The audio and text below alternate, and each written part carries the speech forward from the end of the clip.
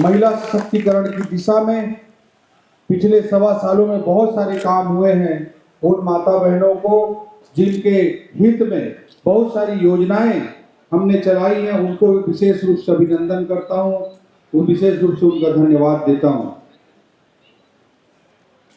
भारत देश के लोकतंत्र की एक खूबसूरती है कि हम एक नीचे से टोले में, मोहल्ले में भी चुनाव देखते हैं, एक जनप्रतिनिधि पैदा होता है। ये भारत के लोकतंत्र की खूबसूरती है। बहुत पहले मैं एक कंट्री गया था, उज्बेकिस्तान, और उज्बेकिस्तान में एक शहर है समरकंद। उस समरकंद, अभी रहने दे भाई, चलो अभी ऐसे निकलो, बाद में समरकंद। और उस समरकंद में,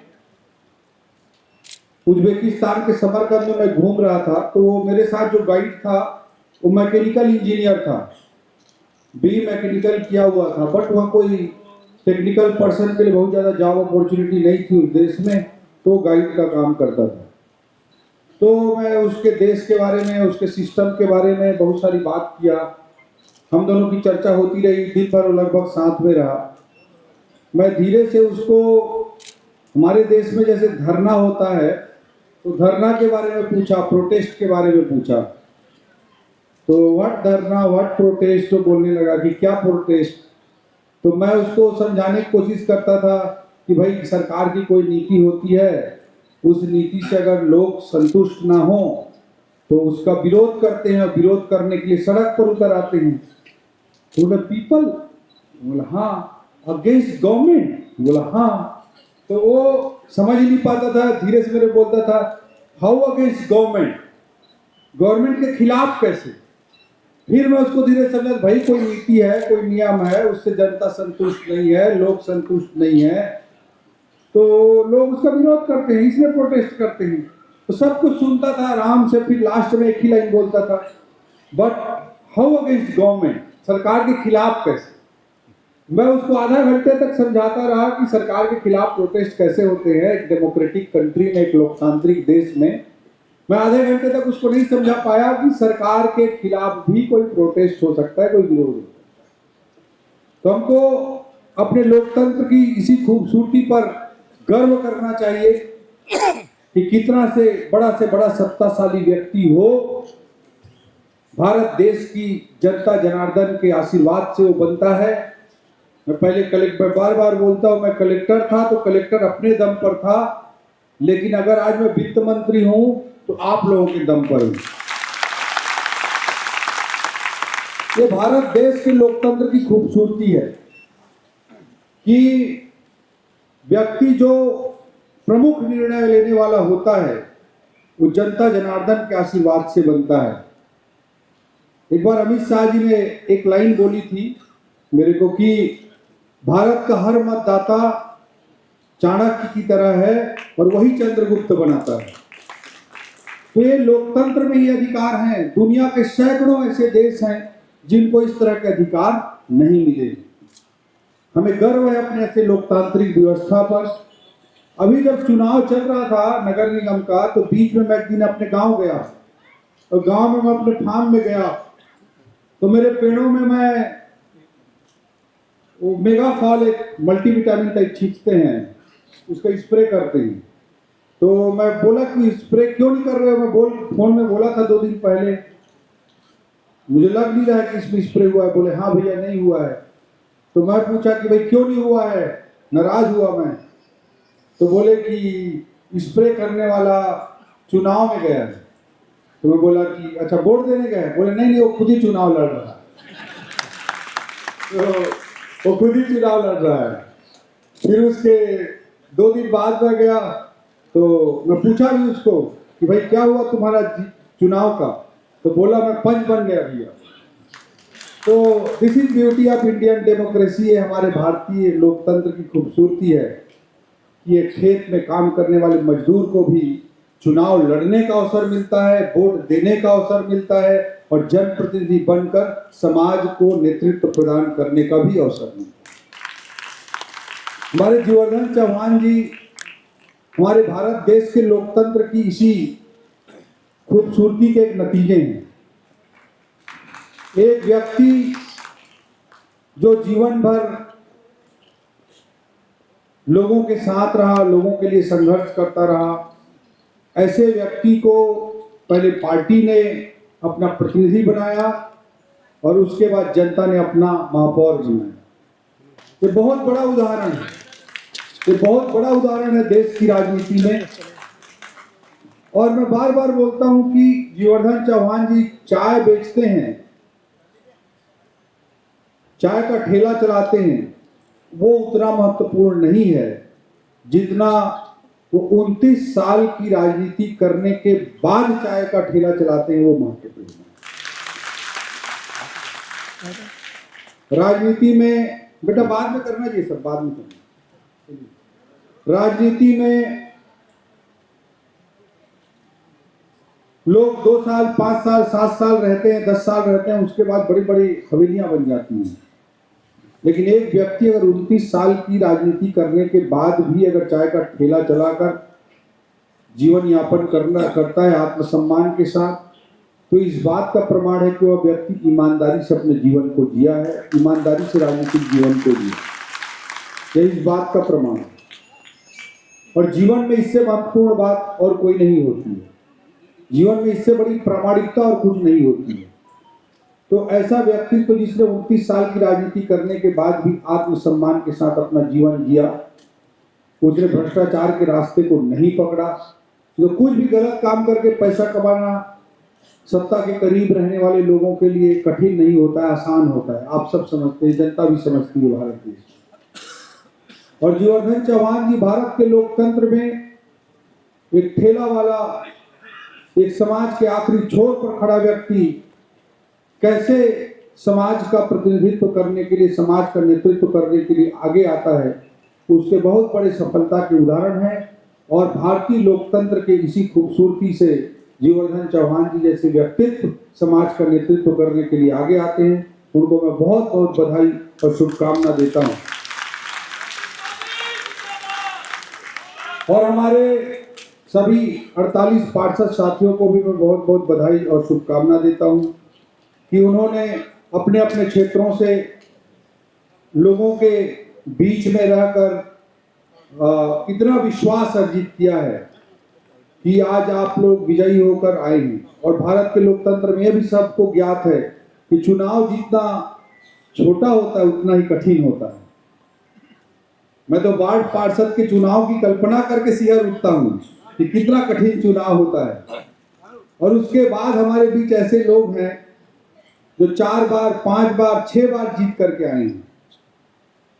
ये बहुत बड़े व्यक्ति के जीवन के समर्पित जीवन की पहचान है कि जो व्यक्ति सुबह 6 बजे से उठकर हर रोज जो अपना समय और ऊर्जा जनता के बीच में लगाता होगा, वही व्यक्ति 5 बार, 6 बार, 4 बार जीत करके आ सकता है। सलीम भैया को हराने की हम लोग इस बार बहुत कोशिश की,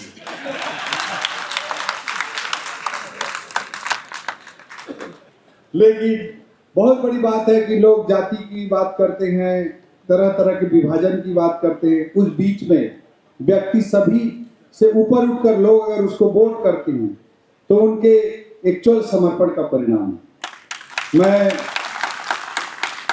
सभी अपने 48 पार्षद साथियों को ये विश्वास दिलाता हूं कि हम सब मिल करके रायगढ़ के विकास के लिए सभी लोग मिल करके काम करेंगे। और आप लोगों को जो हमारे पार्टी से सीधे जुड़े हुए नहीं है, उनको भी किसी प्रकार की दिक्कत नहीं होगी। इस सार्वजनिक मंच के माध्यम से मैं आप सब लोगों को कहना चाहता हूँ, हम पिछले 1.25 साल से रायगढ़ के विकास के लिए बहुत निष्ठापूर्वक मैंने काम करने की कोशिश की। आप सब लोगों ने भी प्रयास किया, नगर निगम ने प्रयास किया, प्रशासन ने प्रयास किया, कलेक्टर साहब के नेतृत्व में, नगर निगम आयुक्त के नेतृत्व में, सब लोगों ने टीम वर्क के रूप में काम किया।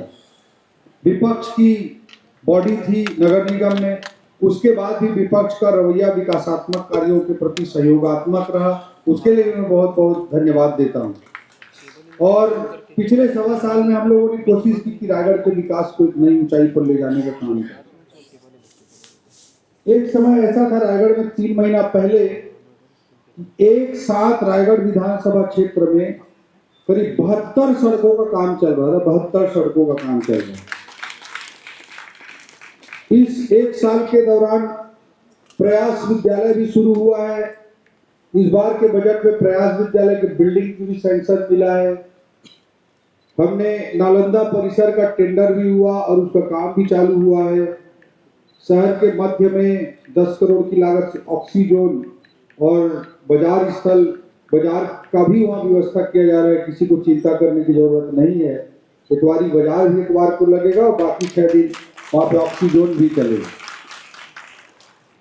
जो हमारा सब्जी मंडी है पटेल पाली में, उसको भी एक आदर्श सब्जी मंडी बनाने का काम चालू हुआ है। ऐसे अनेकों कार्यों को इन 1.25 सालों में हमने आगे बढ़ाने का काम किया है। प्रयास विद्यालय ऐसा विद्यालय है जिसमें 9वीं से 12वीं तक के रेगुलर पढ़ाई की व्यवस्था होती है। वहाँ पे बच्चों के रहने की व्यवस्था रहती है। सरकार पूरा हॉस्टल खर्चा देती है, खाना पीना रहना, कोचिंग कापी सब कुछ रहता है। कोचिंग भी सरकार कराती है और बच्चों को नीट IIT मेडिकल इसके लिए तैयार किया जाता है 9वीं से 12वीं की पढ़ाई के लिए। प्रदेश के संभाग मुख्यालयों के अतिरिक्त कहीं प्रयास विद्यालय प्रारंभ हुआ है तो पहला रायगढ़ का नाम है जहां पर प्रयास विद्यालय प्रारंभ हुआ। इसके अलावा हमने बहुत सारे कामों को आगे बढ़ाने की दिशा में काम किया है। अभी आप लोगों ने विकास के राजनीति की शुरुआत देखी है। विकास की राजनीति से लोगों को जीवन में कैसे परिवर्तन आता है उसे मैं इन 5 सालों में आप सब लोगों को दिखाना चाहता हूँ। मैं जब विकास की बात करता हूँ तो लोग मुझे बोलते हैं कि विकास मेरे शुभचिंतक बोलते हैं, बहुत सारे मेरे शुभचिंतक बोलते हैं कि विकास से ही वोट नहीं मिलता ओपी भाई। तो मैं तुरंत बोलता हूं कि मैं वोट मिलेगा इसके लिए विकास कर भी नहीं रहा हूं। मैं आप सबके सामने स्पष्ट रूप से कहना चाहता हूं कि जब मैं 24 साल के मैं अपने IAS की नौकरी को छोड़कर राजनीति में आया था तो यही सोचकर चुनाव राजनीति में आया था कि मुझे लगता है कि राजनीति के माध्यम से लोगों के जीवन में बड़ा परिवर्तन लाया जा सकता है। और मैं अपनी उसी धारणा को, अपनी उसी सोच को आज चरितार्थ करने की कोशिश कर रहा हूँ। मेरा कोई लोभ नहीं है कि मैं विकास काम कराऊंगा या नगर निगम हमारा विकास काम करेगा तो मुझे वोट मिलेंगे। वोट देना नहीं देना लोकतंत्र में जनता जनार्दन का अधिकार होता है, उसका अधिकार है और उसका अधिकार रहेगा। लेकिन मैं तो केवल इसी सोच के साथ विकास के काम को करता हूं कि 65,000 का बड़ा आशीर्वाद आप सब लोगों ने मेरे को दिया और उसी सोच के साथ मेरी कोशिश रहती है कि उस कर्जा को मैं चुकाने का कुछ हद तक प्रयास कर सकूं। बहुत सारे कामों को इन 1.25 सालों में आगे हमने बढ़ाने का काम किया है। अभी चंद दिनों पहले मैंने राज्य का बजट प्रस्तुत किया। 100 पेज का मैंने हस्तलिखित बजट भाषण पढ़ा। उसमें आपने बहुत कुछ रायगढ़ के लिए सुना, लेकिन मैं रायगढ़ का बहुत ज्यादा उल्लेख नहीं किया क्योंकि बहुत सारे लोगों को हो सकता है लगता कि रायगढ़ ही रायगढ़ क्यों आ रहा है। तो पूरे प्रदेश के लिए हम विकास की नींव हमने रखी है, केवल रायगढ़ के लिए, केवल जसपुर के लिए की ऐसा नहीं है, पूरे प्रदेश के लिए हमने किया। पिछले 1.25 सालों में किसान भाइयों के खाते में धान खरीदी, अंतर की राशि, प्रधानमंत्री किसान सम्मान निधि की राशि, सभी राशियों को मिला ले तो पिछले 1.25 साल में 1 लाख करोड़ रुपए से अधिक की राशि किसान भाइयों के खाते में गई। माताओं बहनों के खाते में हर महीना महतारी बंधन का पैसा बिना कोई विलंब के पहुंच रहा है। आज भी अंतर्राष्ट्रीय महिला दिवस के अवसर पे आप लोग खाते में पैसा जा रहा है, आज भी रिलीज हो रहा है 13वां की। भूमिहीन कृषक मजदूर साथियों के 5,62,000 साथियों के खाते में 562 करोड़ रुपए का भुगतान हुआ है। प्रधानमंत्री आवास योजना की बाट जो रहे 18 लाख गरीबों को आवास देने का काम बहुत तेज गति से प्रारंभ हुआ है।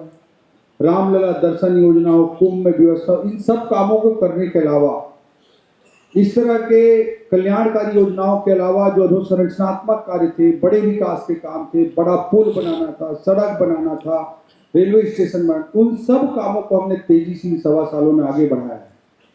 बहुत सारे कामों को हमने किया। मैं इस बजट में जो कुछ काम है उनका जिक्र करना चाहूंगा, थोड़ा धैर्य से सुनना आप। रायगढ़ लोई महापल्ली मुख्य जिला मार्ग के 1 से 5 किलोमीटर तक चौड़ीकरण, विद्युतीकरण सहित 4 लेन का काम 30 करोड़ रुपए। रायगढ़ कोतरा नंदेली के 1 किलोमीटर 1 से 5 तक चौड़ीकरण का काम 30 करोड़। रायगढ़ के भीमरापुर चौक से कोतरा थाना चौक 2.5 किलोमीटर के 4 लेन कार्य विद्युतीकरण सहित 15 करोड़। रायगढ़ के उर्दना चौक से सर्किट हाउस चौक तक लंबाई 3.5 किलोमीटर का चौड़ीकरण का कार्य विद्युतीकरण सहित 20 करोड़। टीवी टावर रोड से मेडिकल कॉलेज रायगढ़ तक 3.5 किलोमीटर का चौड़ीकरण कार्य विद्युतीकरण सहित 4 लेन का कार्य 15 करोड़। जिला रायगढ़ स्थित भीमरापुर चौक से पत्रापाली जिंदल तक लंबाई 5 किलोमीटर पुराना NH 49 चौड़ीकरण 4 लेन काम विद्युतीकरण सहित 25 करोड़। जिला रायगढ़ के कोड़ातरई चौक से हायर सेकेंडरी स्कूल एवं पायनियर स्कूल होते हुए घोड़ी डिपा मार्ग तक लंबाई 5 किलोमीटर 4.5 करोड़। जिला रायगढ़ के हरदीजरिया से उड़ीसा सीमा तक लंबाई 4.5 किलोमीटर मार्ग निर्माण 5 करोड़ 62 लाख। जिला रायगढ़ के लामीदरा से दीपापारा अमापाल भेलवा टिकरा मार्ग 5 किलोमीटर का निर्माण कार्य 6.5 करोड़। जिला रायगढ़ के लामीदरा कोसम घाट से अमापाल मार्ग तक लंबाई 2.5 किलोमीटर 3 करोड़ 20 लाख। जिला रायगढ़ के ग्राम छुईपाली के राजघाट नाला में पुल निर्माण कार्य उड़ीसा सीमा में 3 करोड़ 92 लाख। जिला रायगढ़ के लोइंग से विश्वनाथ पाली मार्ग लंबाई 2 किलोमीटर का निर्माण कार्य 2.5 करोड़। जिला रायगढ़ के घोड़ी डिपा पहुंच मार्ग में डामर नवीनीकरण का कार्य 3.5 किलोमीटर 3.5 करोड़। जिला रायगढ़ के कारी छापर पहुंच मार्ग में डामर नवीनीकरण का कार्य 5 किलोमीटर 2 करोड़। जिला रायगढ़ के तरोला पहुंच मार्ग में डामर नवीनीकरण का कार्य 2.5 किलोमीटर 1 करोड़। जिला रायगढ़ के कुकुरदा से डुमरपाली मार्ग 3 किलोमीटर के लिए 3 करोड़ 75 लाख। जिला रायगढ़ के कोसमपाली से विश्वनाथ पाली पहाड़ किनारे 5 किलोमीटर का कार्य 6 करोड़ 80 लाख। जिला रायगढ़ के छुईपाली से भूयापाली पहुंच मार्ग लंबाई 2.5 किलोमीटर 3 करोड़ 10 लाख। जिला रायगढ़ के ग्राम पंचायत कुकुरदा मेन रोड से धर्मपुर तक सड़क निर्माण का 2.5 किलोमीटर 3 करोड़ 75 लाख। जिला रायगढ़ के पत्रापाली से महुआपाली तक सड़क निर्माण का कार्य 4 किलोमीटर 5 करोड़। जिला रायगढ़ के सुर्री से तेतला हायर सेकेंडरी स्कूल पहुंच मार्ग 2.5 किलोमीटर 2.5 करोड़। जिला रायगढ़ के रायगढ़ विधानसभा क्षेत्र में विभिन्न ग्रामीण मार्गों का पुल पुलिया सहित निर्माण कार्य 25 करोड़। कुछ बचा खोचा जो नहीं आए उसमें इसी में डाल देंगे। जिला रायगढ़ के रायगढ़ विधानसभा क्षेत्र के अंतर्गत 60 मीटर से कम स्पान का पुलिया निर्माण कार्य 20 करोड़। चंदरपुर सरिया कंचनपुर मार्ग किलोमीटर 4/2 बरगांव नाला एवं किलोमीटर 8/6 कटंगी नाला पुलिया निर्माण कार्य 11 करोड़। जिला रायगढ़ में पुसौर बाईपास निर्माण कार्य 8 किलोमीटर 30 करोड़। लुकापारा मुख्य सड़क से देवगढ़ तक सड़क निर्माण का कार्य 1.5 kilometre 1 crore 60 lakh. Lukapara middle school से बनियापाली उड़ीसा सीमा तक सड़क निर्माण कार्य 1 करोड़ 20 लाख। लुकापारा से पोरत केनाल रोड तक सड़क निर्माण कार्य 5 किलोमीटर 5 करोड़ 50 लाख। भटली चौक पानी टंकी से उकिया देवी कॉलेज तक सड़क निर्माण 1 करोड़ 80 लाख। सांकरा हाई स्कूल से आंगनबाड़ी तक सड़क निर्माण कार्य 1 kilometre 1 crore 20 lakh. Sankara Mohdi link road लंबाई 2.5 किलोमीटर 2 करोड़ 75 लाख। बांजीपाली से केनाभाटा तक सड़क निर्माण कार्य 2 kilometre 1 crore 80 lakh. Kudargarhi main road से धोबनीपाली मार्ग लंबाई 4.5 किलोमीटर 5 करोड़। छुईपाली से नौघट्टा पुराना मार्ग में सीमेंट कंक्रीटी मार्ग निर्माण कार्य 1 करोड़ 20 लाख। कांदूरपाली मुख्य मार्ग से जलगढ़ तक सड़क निर्माण कार्य 90 लाख। बरपाली जामपाली अमेरी परेवा कोसमदी कोतरा मार्ग का निर्माण 11 किलोमीटर 12 करोड़। दाधापाली मेन रोड से केंदाभाटा कारीगढ़ी लंकापाली मार्ग 4 किलोमीटर 5 करोड़। रायगढ़ सराईपाली NH 153 के चैनेज 8500 मीटर से 10,500 मीटर लंबाई 2 किलोमीटर कोड़ातरई का चौड़ीकरण का कार्य 6 करोड़। या कोड़ातरई में 4 लेन बने। दादापाली मेन रोड से केनाभाटा ऐसे पढ़ूंगा तो 1 घंटा लग जाएगा। ठीक है। तो इसके अलावा रायगढ़ मेडिकल कॉलेज के उन्नयन के लिए 50 करोड़ रुपए का काम हमने सैंक्शन किया है। रायगढ़ में नए फिजियोथेरेपी कॉलेज इसी बजट में सैंक्शन हुआ है। पुसौर में नया नर्सिंग कॉलेज सैंक्शन हुआ है। पुसौर में नया पंजीयन कार्यालय सैंक्शन हुआ है। सरिया में नया पंजीयन कार्यालय सैंक्शन हुआ है। सरिया में 100 बेड हॉस्पिटल, जिला अस्पताल के बराबर हॉस्पिटल सैंक्शन किए हैं। पुसौर में एनटीपीसी के सीएसआर से जिला अस्पताल के बराबर का अस्पताल पुसौर में बनाया जाएगा, वो भी हमने सैंक्शन किया है। कला एवं संगीत महाविद्यालय माननीय मुख्यमंत्री जी की चक्रधर समारोह के दौरान घोषणा थी, वह भी इस बजट में सैंक्शन हुआ है। ऐसे सैकड़ों कामों की को इस बजट में प्रावधानित किया गया है और आने वाले 2 साल के अंदर ये सारे काम किसी भी हालत में कंप्लीट हो जाएंगे। तो जब हमारा नियत साफ हो तो हम बहुत कुछ कर सकते हैं। और बार बार उदाहरण देता हूँ नालंदा परिसर रायगढ़ का। जब मैं रायपुर का कलेक्टर था तो हम लोगों ने नालंदा परिसर का निर्माण किया। उस जमाने में 19 करोड़ की लागत से हम लोग नालंदा परिसर बनाए थे और आज उसमें 3000 बच्चों का रजिस्ट्रेशन है, 3000 बच्चों का, और 2500 बच्चे वेटिंग में हैं वहाँ एडमिशन लेने के लिए। इस तरह का श्रेष्ठ मॉडल नालंदा परिसर खड़ा हुआ। अभी पीएससी का पिछले बार रिजल्ट आया तो पीएससी के रिजल्ट में 44 बच्चे जो सक्सेसफुल हुए थे वो नालंदा परिसर से आए हुए बच्चे थे। 44 लोग सक्सेसफुल। इससे प्रभावित होकर हमारे मुख्यमंत्री जी के मार्गदर्शन में मैंने पहले बजट में 22 स्थानों पर नालंदा परिसर की घोषणा की थी और इस बार के बजट में 17 नए स्थानों पर नालंदा परिसर की घोषणा की।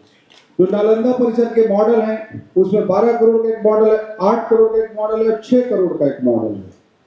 लेकिन हमारे छत्तीसगढ़, हमारे रायगढ़ में जो नालंदा परिसर बन रहा है वो लगभग 35 करोड़ की लागत से बन रहा है। एक दिन मेरे श्याम बिहारी जायसवाल ले गया हमारा स्वास्थ्य मंत्री और बोला हमला ते अच्छा बेवकूफ बना था। तो मैं बोला क्या हो गया भाई? तो बोले हमला 8 करोड़ के दे तो जिला में ते 35 करोड़ के बना था। सुने होंगे। तो मैं फिर पूरा बजट को खोल के दिखाया। मैं बोला राज्य के बजट से 1 रुपया मैं नहीं दे रहा हूँ, 35 करोड़ का रायगढ़ का नालंदा परिसर एनटीपीसी और उद्योगों के सीएसआर से बन रहा है। तो जब हमारा नियत साफ हो तो हम 35 करोड़ का नालंदा परिसर उद्योगों के पैसे से बनवा सकते हैं। इस बात का प्रमाण है रायगढ़ का नालंदा परिसर। इस तरह के अनेकों विकास कार्यों को आने वाले सालों में आप सबके आशीर्वाद से, आप सबके साथ से हम आगे बढ़ाने का काम करेंगे और हर तरफ से रायगढ़ को एक नई ऊंचाई पर पहुंचाने की पूरी कोशिश करेंगे। बहुत सारे विकास कार्यों को लगातार यहाँ अंजाम देंगे और रायगढ़ जो अधिकार रखता है उस अधिकार को, रायगढ़ के लोगों के अधिकार को हम सुनिश्चित करेंगे कि रायगढ़ विकास की नई ऊंचाई को छुए। हमारी राजनीति का यही उद्देश्य है। वोट देना नहीं देना आप लोगों का काम रहता है, मैं उसमें बिल्कुल नहीं पड़ता। और मैं फिर से बोल रहा हूँ ये काम मैं केवल इस सोच के साथ मैं राजनीति में आया था कि राजनीति के माध्यम से लोगों के जीवन में बदलाव लाया जा सकता है और आप लोगों ने 65,000 का आशीर्वाद देकर मुझे वो अवसर प्रदान किया है। उसी कारण से मैं ये काम कर रहा हूँ और अपनी सोच को कि राजनीति के माध्यम से बदलाव लाया जा सकता है उसे मैं पूरा करना चाहता हूँ। इस सोच के अलावा और कोई मेरा विषय नहीं है। हम सब लोग मिलकर, सभी लोग मिलकर, सभी पार्षद साथी मिलकर, पूरे नगर निगम, प्रशासन, जनप्रतिनिधि, सत्ता पक्ष, विपक्ष सभी मिलकर रायगढ़ के विकास के लिए हम सब काम करेंगे। यही मैं आप सब लोगों को निवेदन करता हूँ और पुनः हमारे महापौर जीवर्धन चौहान जी को और हमारे सभी 48 पार्षद साथियों को मैं बहुत बहुत बधाई और शुभकामना देता हूँ। और आप लोगों को कहीं कभी भी ये नहीं लगेगा कि आप लोग दूसरी पार्टी के हैं तो विकास के काम में कहीं प्रॉब्लम नहीं आएगी। इस तरह मैं आश्वासन देते हुए रायगढ़ के विकास के संकल्प के साथ माँ बूढ़ी माई से आशीर्वाद मांगते हुए मैं अपनी बात को समाप्त करता हूँ। जय भारत, जय छत्तीसगढ़, जय रायगढ़।